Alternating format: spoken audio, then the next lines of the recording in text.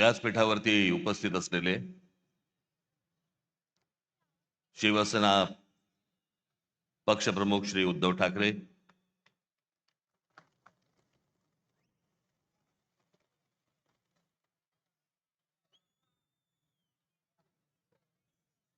माझे मित्र आणि शिवसेनेचे नेते श्री संजय राऊत, इतर सर्व मान्यवर आणि माझ्या जमलेल्या सर्व तमाम मराठी बांधवांनो, भगिनींनो आणि मातांनो,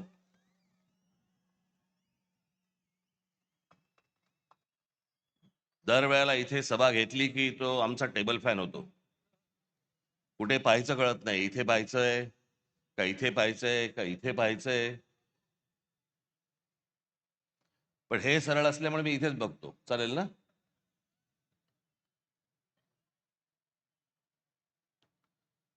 आज निवडणूक एका शेवटच्या टप्प्यावरती येऊन ठेपलेली आहे. कालची सभा ही मुंबईची होती, आजची सभा ही ठाण्याची आहे. उद्या सायंकाळी 5 वाजता सगळा प्रचार थांबेल, संपेल आणि मग सरकारकडनं घराघरात पैसे वाटायला सुरुवात होईल. ती आधी झाली आहे सुरुवात. भारतीय जनता पक्षाचे लोक पैसे वाटतायत आणि शिंदेचे लोक पकडतायत. काय चालू आहे सरकारात तेच कळत नाही.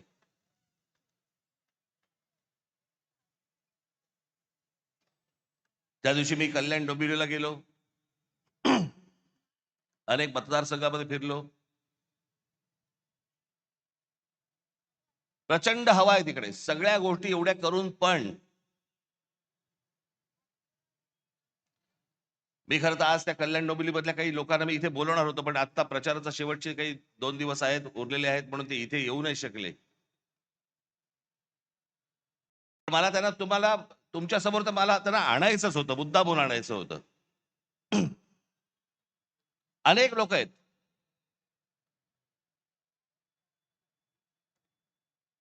आज घराघरामध्ये 5-5 हजार रुपये वाटतात मतांसाठी. मला समजत नाही या लोकांचं. एका बाजूला म्हणतात आम्ही विकास केलाय आणि दुसऱ्या बाजूला पैसे वाटतात आणि म्हणतात मतदान करा. मग विकास काय केलात?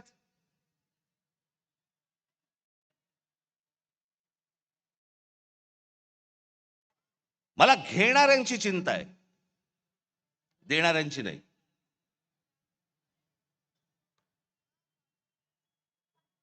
आपण 5-5 हजार रुपयामध्ये आपल्या मुलांना, आपल्या मुलीला आपण काय सांगतोय, आपण काय शिकवतोय?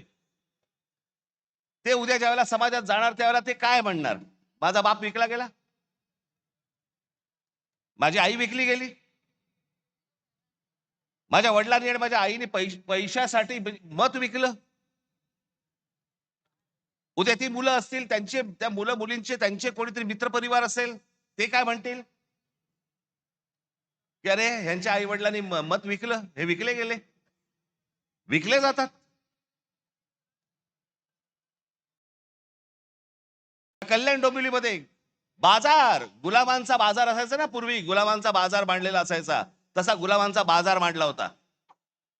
महाराष्ट्रामध्ये 66 ठिकाणी पैसे देऊन, पैसे वाटून फॉर्म माघारी घ्यायला लावले.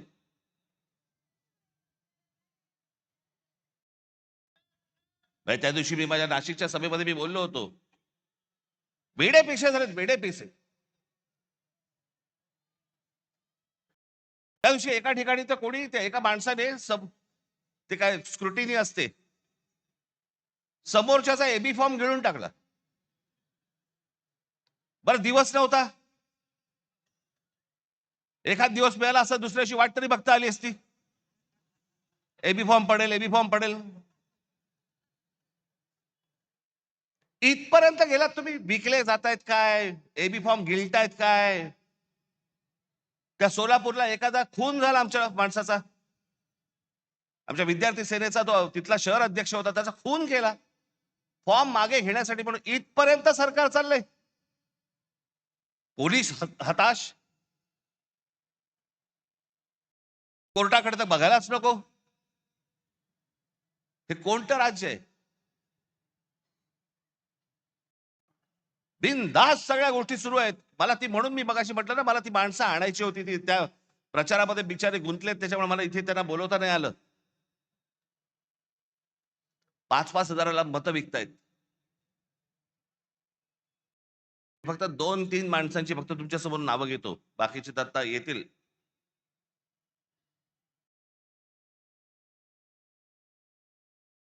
शैलेश धात्रक, एका ते काय प्रभागात 4चा प्रभाग असतो ना, त्याच्यामध्ये एका कुटुंबातले 3 जण उभे आहेत. शैलेश धात्रक, मनीषा धात्रक आणि पूजा धात्रक. किती पैशाची ऑफर झाली असेल तुम्ही कल्पना पण नाही करू शकत. म्हणजे काय लेवलचा बाजार मांडला या लोकांनी, तुम्हाला अंदाज येईल. या 3 लोकांना एका घरात मिळून 15 कोटी रुपयाची ऑफर दिली गेली. 15 कोटी. आणि मला ते मुद्दामून इकडे बोलवायचे होते त्यांना, त्यांनी 15 कोटीची ऑफर नाकारून ते निवडणुकीला उभे राहिलेत.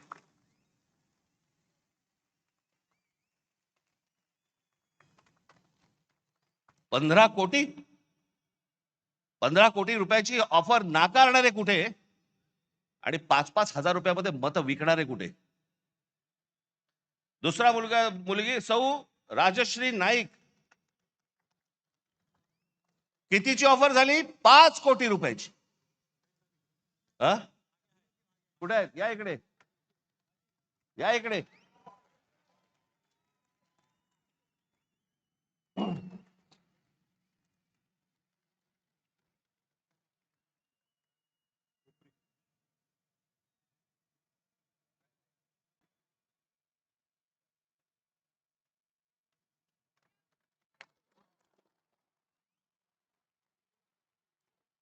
पाच कोटीची ऑफर झालेली गोष्ट नाकारणारी आहे.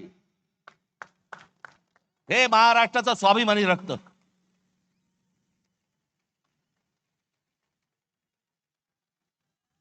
बसा ताई.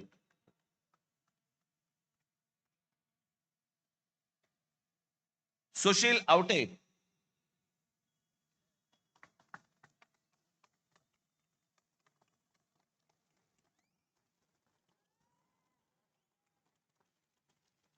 एक कोटी रुपयाची ऑफर झाली, नाकारले. अजून बरेच जण आहेत.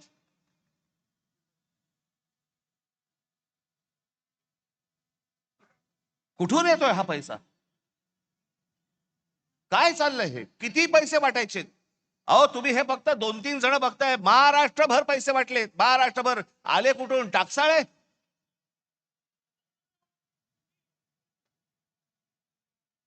कोणाला 5 कोटी, कोणाला 10 कोटी, कोणाला 15 कोटी, कोणाला 1 कोटी, 2 कोटी. काय बघायलाच नको.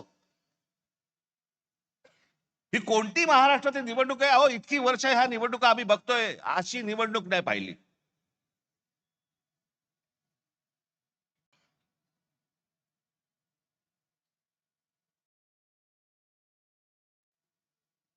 काही लगामच नाही या लोकांना.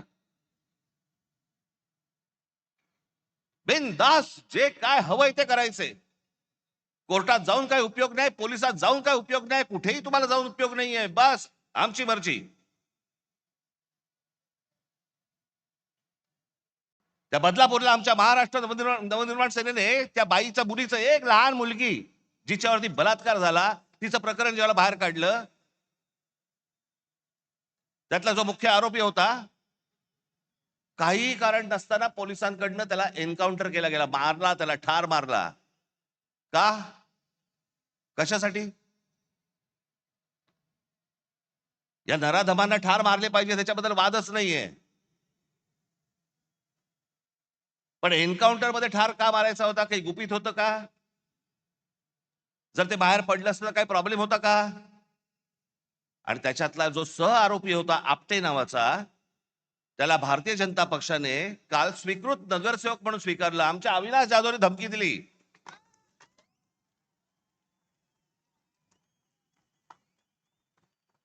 की बदलापूरमध्ये आम्ही मोर्चा काढतो म्हटल्यानंतर त्या स्वतःहून माणसाने त्याचा राजीनामा दिला की नको मला स्वीकृत. हिम्मत कशी होते यांची द्यायची? एका लहान मुलीच्या बलात्काराच्या प्रकरणामध्ये सह आरोपी असलेल्या माणसाला स्वीकृत नगरसेवक पद देण्याची यांची हिम्मत कशी होते? याचं कारण तुम्हाला गृहीत धरलेलं आहे. कोण तुम्ही? कोण आहात तुम्ही? आलात की 5,000 रुपये तोंडावर फेकू आणि तुम्हाला विकत घेऊ. ही आली कुठून हिंमत?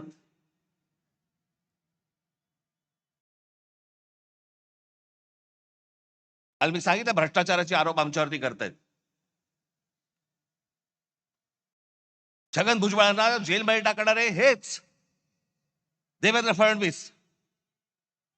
त्याला तर काय झालं माहित मला. जेव्हा आले त्याला मला बरा वाटायचा, माणूस चांगला वाटायचा. आतापर्यंत बरा होता.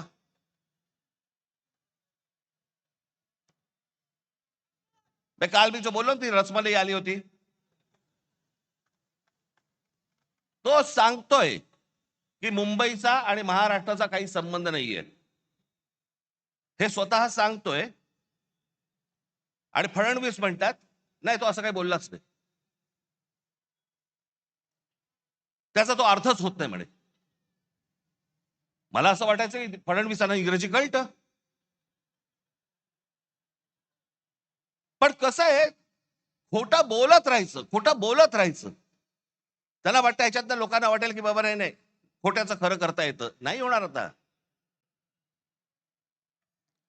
मला आत्ताच सकाळी कोणीतरी त्याची एक क्लिप पाठवली. लावर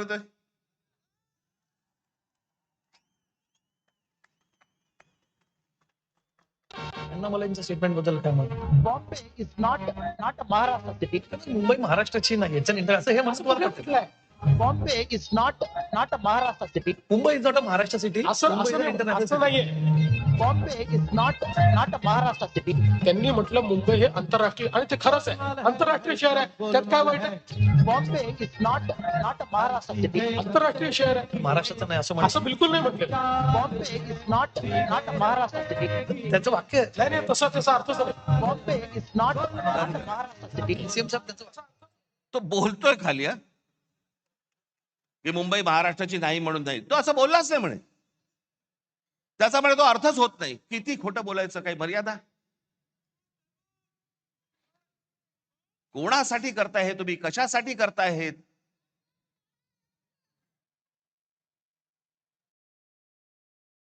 पण मी काल म्हटलं ना, हे फक्त हातावर बसलेले ससाणे होतो. जाऊन फक्त पक्षी मारून आणणे. पक्षी, ससाणा हा फक्त पक्षी मारून आणतो. स्वकीयांचेच फक्त घात करायचे त्यांना. आमचीच लोक आमची वाट लावतायत, आमचीच लोक आमच्या महाराष्ट्राची वाट लावतायत. काल मी त्या गौतम अडाणीचं प्रकरण काढलं. काय मिरच्या झोमल्या.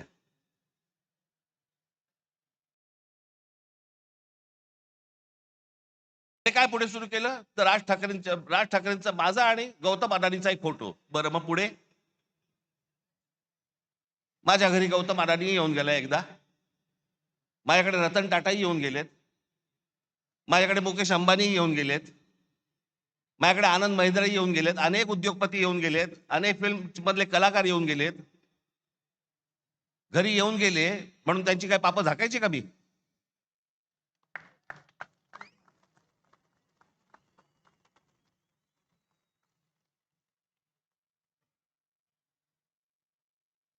काल जे तुम्हाला दाखवलं हे इतकं भयानक आहे, इतकं भीषण आहे. ते जे फोटो दाखवतात, कधी 2-3 वर्षापूर्वीचा काहीतरी फोटो दाखवतात, तो जेव्हा घरी आले होते. आता घरी आल्यावरती काय हाकलून देऊ?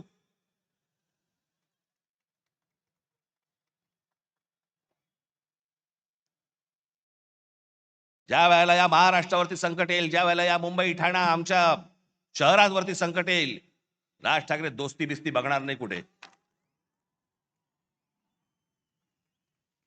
आणि अडाणीशी दोस्ती करण्याचा माझा विषयच नाही. मी इतका अडाणी नाहीये.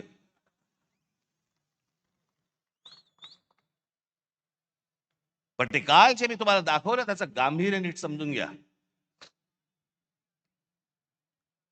मी काल जे तुम्हाला सांगितलं की जवळपास 60% म्हणजे हा माणूस कधी सिमेंटमध्ये कधी नव्हता, तो आज माणूस 2 नंबरला सिमेंटमध्ये आलाय. आज देशातला 2 नंबरचा सिमेंटचा व्यापारी तो आहे. आज ही सगळी विमानतळ, आता नाही इथे गुजराती समाजातले लोक आले असतील. खरं तर आमचं तुमचं काही भांडण नाहीये, फक्त आमच्याशी भांडायला येऊ नका.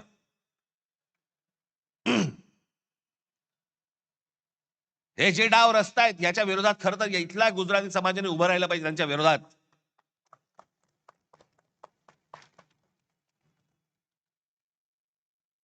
पण हे मुद्दामून ज्या गोष्टी करतायत हे काय करतायत, हा आत्ताचा जवळपास त्यांचे काहीतरी 6 का 7 का 8 काहीतरी विमानतळ या देशातली त्याला दिलेली आहेत. विमानतळ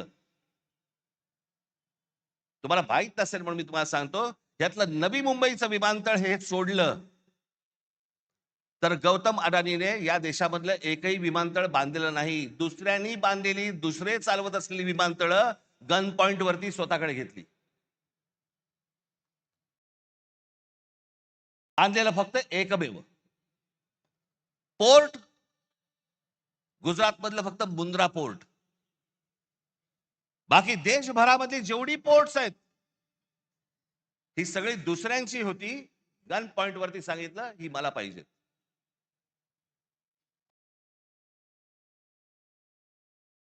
एक इथलं विमानतळ, एक पोर्ट सोडून या माणसाचं स्वतःचं काही नव्हतं.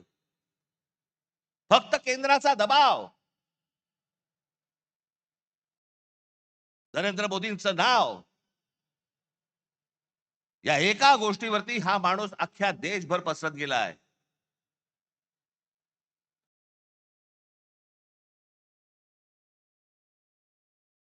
उद्या जर ही पोर्ट बंद झाली, तुमचा व्यापार ठप्प.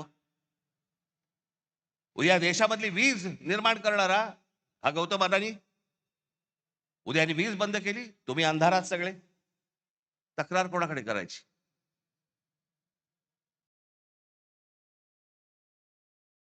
आत्ता 1-2 महिन्यापूर्वीची गोष्ट असेल, महिन्याभरापूर्वीची गोष्ट असेल. तुम्ही जर विसरला नसाल तर तुम्हाला आठवण करून देतो, पण विसरला नसाल कदाचित, हा देश पण विसरला नसेल. इंडिगोच्या विमानामध्ये स्ट्राईक झाला, आता कळलं तुम्हाला? होता ना आता इंडिगोची विमान बंद होती.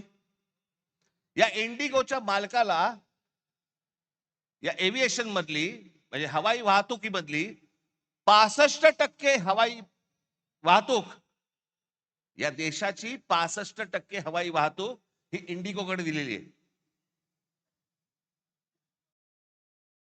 त्यांनी स्ट्राईक केला, त्यांनी बंद केलं, कारण काही नाही दिली.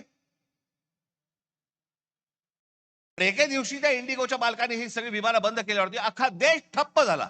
सगळी विमानतळ भरून माणसं वाहतायत, लहान लहान मुलं तडफडतायत, त्यांच्या आयांना कळत नाही काय करायचंय, विमान उडत नाहीये. खाण्यापिण्याचे बांधे खरं तर विमान कंपनीने द्यायला पाहिजे, तेही नाही, पाणी नाही, काही नाही, काही नाही. देश अख्खा ठप्प. एक विमान कंपनी तुमचा देश ठप्प करू शकते. आज अदानीच्या हातामध्ये सिमेंट आहे, आज अदानीच्या हातामध्ये वीज आहे, अदानीच्या हातामध्ये विमानतळ आहेत, अदानीच्या हातामध्ये पोर्ट्स आहेत.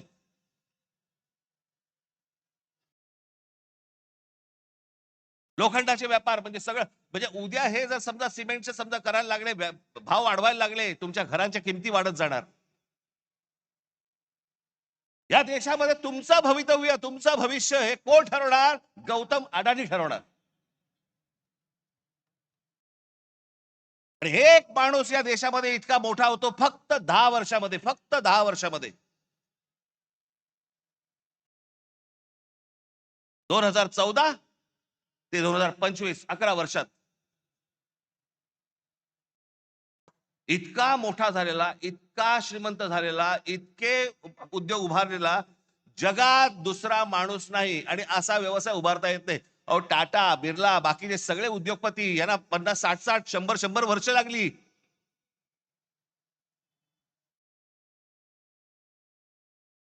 काल महाराष्ट्राचा नकाशा दाखवला, त्याच्यामध्ये सगळं दाखवलं की महाराष्ट्रामध्ये कशा प्रकारच्या गोष्टी होत आहेत.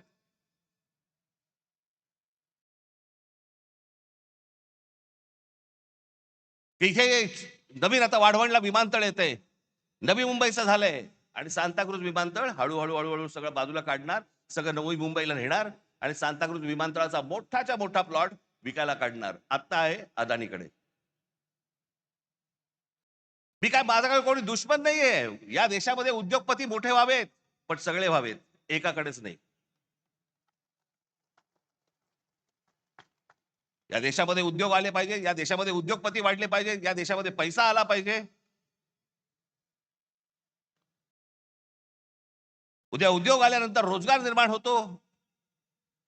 या देशामधले अनेक तरुण आहेत, तरुणी आहेत, यांना नोकऱ्या मिळतात, त्यांची घरं उभी राहतात.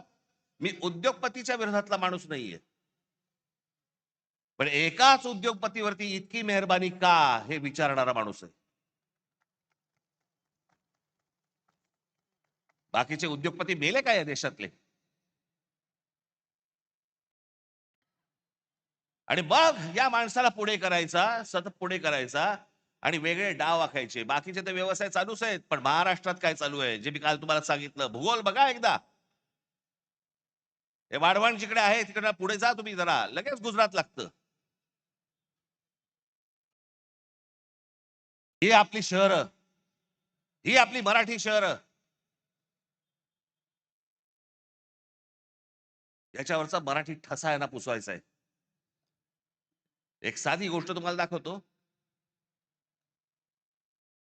भाषावर प्रांतरचना जेव्हा झाली मराठी लोकांसाठी महाराष्ट्र, गुजराती लोकांसाठी गुजरात, तामिळ लोकांसाठी काय तामिळनाडू, प्रत्येक भाषेचं एक राज्य निर्माण झालं. आणि मुंबई तर महाराष्ट्रामध्ये संयुक्त महाराष्ट्रात लढा होऊन 107 हुतात्म्यांना त्याच्यानंतर मुंबई महाराष्ट्राला मिळाली, जी महाराष्ट्राची होती, पण लोक छीनत होते तिला.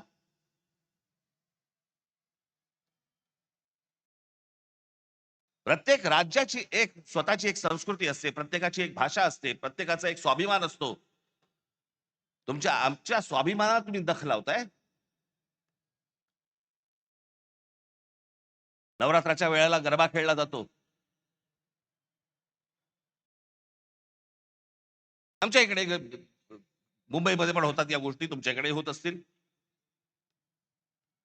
अनेक आपले लोक, काय प्रत्येक जण गुजराती नसतो, आपले लोक अनेक जण जातात, गरबा खेळतात. अनेक महिला असतात, त्यांना गरबा आवडतो, खेळतात. चांगली गोष्ट आहे, वाईट काहीच नाहीये. पण तो आनंदाचा एक सणाचा विषय. मुंबईत, महाराष्ट्र राज्याची राजधानी मुंबई विमानतळावरती जेव्हा गौतम अडाणीने विमानतळ ताब्यात घेतलं, ते ताब्यात घेतल्यानंतर तुम्हाला काय सांगायचं होतं आम्हाला, ज्याच्यातनं ही कृती केली बघा.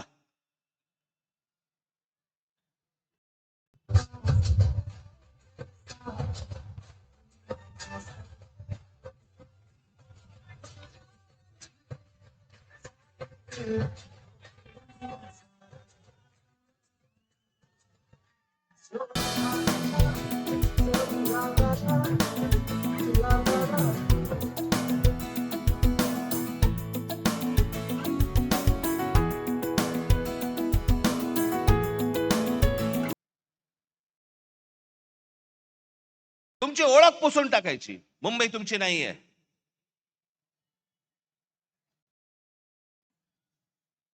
गणपतीमध्ये ढोल लेझिम वाजवलेत का?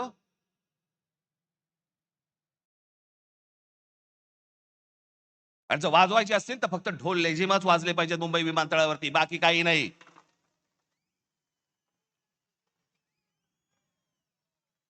ही मुंबई आहे, ही मराठी माणसाची आहे. हा महाराष्ट्र, हे ठाणं, हे मराठी माणसाचं आहे. आपण सगळेजण इथे राहतोय, सगळेजण तुम्ही आलात, भले तुमची भाषा वेगळी असली, गुण्यागोविंदाने राहू, पण आमच्या घरी यायचं कपाट दुरुस्तीला आणि बायकोकडे नजर टाकायची चालणार नाही.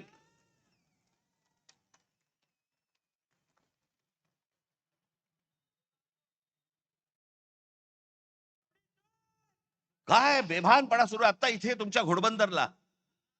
या घोडबंदरला इथे नॅशनल पार्क मध्ये, ही लोकसत्तामध्ये आलेली बातमी आहे. लोकसत्तामध्ये 1000 एकर जमीन जंगलाची, जंगल आहे, डेन्स फॉरेस्ट, घनदाट जंगल, त्याची 1000 एकर जमीन ही एका उद्योजकाला विकतायत. जंगल काढून टाकतायत, झाडं तोडून टाकतायत. आता बरं वाटलं मला की गणेश नाईकांनी सांगितलं मी हे होऊ देणार नाही. आनंदाची गोष्ट आहे ती. पण मला कळलंय हे कोणाला करायचंय, एकनाथ शिंदेना करायचंय. त्यांच्या कुठे ओळखीचे आहेत.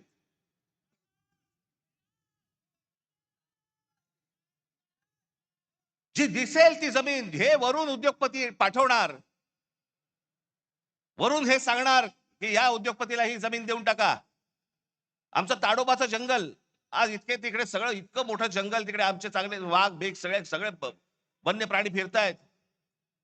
त्या ताडोबाची जमीन खाणींना देऊन टाकली. कोणतरी एक वरून उद्योगपती आला, इथे खाली त्यांना सांगितलं सह्या करून द्या, विषय संपला. एन्व्हायरमेंट वगैरे गेलं तेल लावत. ताडोबाची जमीन तिकडची एक खाणीला देऊन टाकली, इकडची जंगलाची जमीन देऊन टाकली, इकडे बंदर देऊन टाकलं, इथे तुमचं विमानतळ देऊन टाकलं, इथे तुमची आता ते काय डम्पिंग ग्राउंड देऊन टाकलं. ती जिथे गौतम अडाणी बघेल ही जमीन मला पाहिजे, घेऊन जा. एकाच माणसाला एवढी मेहरबानी का चालू आहे? असं काय तो माणूस देतोय? त्याचं कारण ह्यांचा जो आज ते विळखा आखतायत ना, जो मुंबई, ठाणा, कल्याण, डोंबिवली ही सगळी शहरं ही सगळी गुजरातला मिळवायची. खास करून मुंबईवरती लक्ष आहे, पण ठाणा, कल्याण, डोंबिवली, पालघर, बिलघर ह्या सगळ्या गोष्टी ह्यांच्या हातात आल्याशिवाय यांना मुंबईला हात घालता येणार नाही, कारण भौगोलिक दृष्ट्या जमत नाहीये. म्हणून हे सगळे प्लान सुरू आहेत. त्याच्यासाठी ह्या सगळ्या गोष्टी सुरू आहेत. आपण या गोष्टींचा नीट विचार केला पाहिजे. ही निवडणूक कशासाठीची निवडणूक आहे ती? ठाणे शहरामध्ये अनेक प्रश्न आहेत. जसे असे लोक बदा येत आहेत, बाहेरून येत आहेत. या आमच्या शहराची लोकसंख्या वाढते, तसे प्रश्नही गहन होत आहेत. काल परवाकडे मी इथे ठाण्यामध्ये फिरताना मला इतकं वाईट वाटलं. 2 रस्त्यांच्या मध्ये एक कठडा होता. त्या कठड्यांवरती माझ्या काही माता भगिनी संध्याकाळच्या फक्त गप्पा मारायला बसल्या होत्या रस्त्यांच्या मध्ये.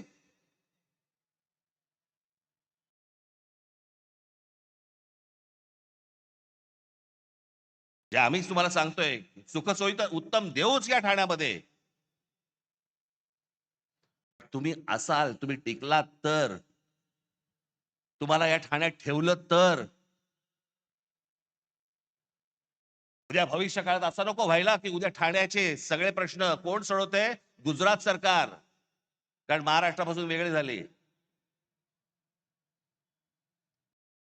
अनेक जण मला म्हणतात की नाही नाही ते दरवेळेला तुम्ही घाबरवता, असं होणार. मी म्हटलं मी दरवेळेला तेव्हापासून नाही बोलत आहे, मला आता कळतंय उंबरठ्यावरती संकट येऊन उभं आहे.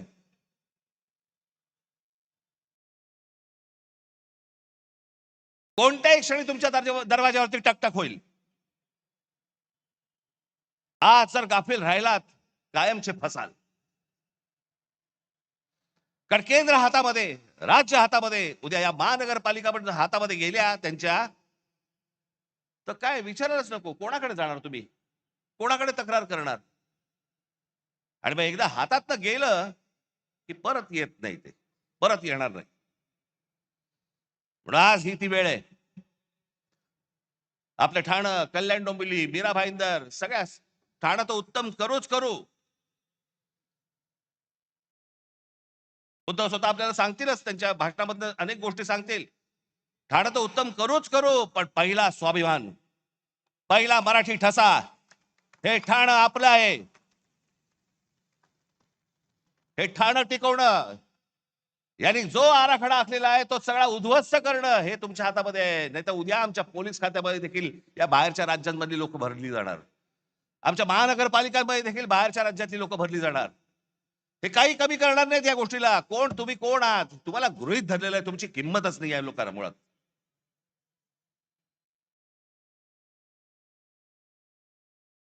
जातील कुठे? येतील. 1.5 दमडी फेकली की येतील. हा जो त्यांचा आत्मविश्वास आहे, हा आत्मविश्वास तुम्हाला या निवडणुकीमध्ये मोडून काढायचा आहे. तुमचे जे कोणी मित्र परिवारातले लोक असतील, तुमचे जे कोणी नातेवाईक असतील, त्या सर्वांना सांगा की ह्या आत्ताच्या येणाऱ्या उद्या 15 तारखेला शिवसेनेची मशाल आणि महाराष्ट्र नवनिर्माण सेनेचं इंजिन हे जोरात धावलं पाहिजे, जोरात चाललं पाहिजे. आम्हाला सत्तेचा अभ्यास नाहीये. वाईट या गोष्टीचं वाटतं, डोळ्या देखत शहरं जाऊ नयेत, डोळ्या देखत इतरांनी ही शहरं घेऊ नयेत. एवढ्यासाठीचं हे फक्त आत्ताचं हे युद्ध आहे. येत्या 15 तारखेला आपण सर्वजण सतर्क राहा, कुठेही गाफील राहू नका. जे BLA असतील, जे नेमले गेलेली माणसं असतील, बूथवरती सकाळी 6 वाजता जा. आणि जे काल सांगितलं परत सांगतोय, जर दुबार मतदार वगैरे करायला कोणी आले, तिथेच कान फडवायचे, तिथेच ठोकायचे, तिथेच मारायचे.